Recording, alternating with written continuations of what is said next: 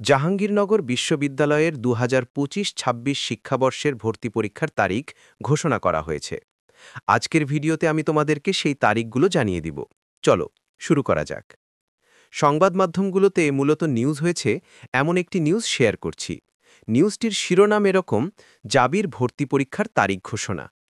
বিস্তারিত অংশের হয়েছে জাহাঙ্গীরনগর বিশ্ববিদ্যালয়ের স্নাতক প্রথম বর্ষের ২০২৫-২৬ শিক্ষাবর্ষের ভর্তি পরীক্ষা আগামী ডিসেম্বর মাসের ২১ থেকে ৩১ তারিখের মধ্যে অনুষ্ঠিত হবে।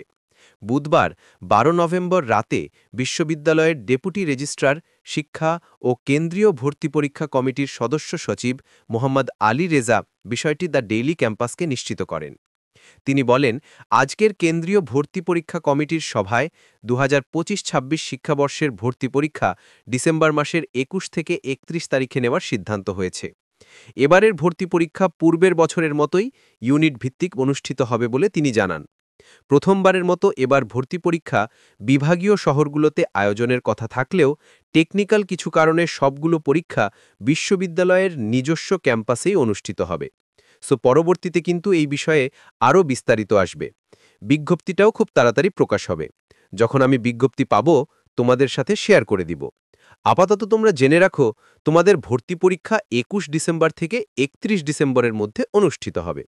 তো বন্ধুরা, এই ছিল আজকের মতো ভিডিও। দেখা হচ্ছে নতুন ভিডিওতে। ভালো থেকো সবাই। ধন্যবাদ।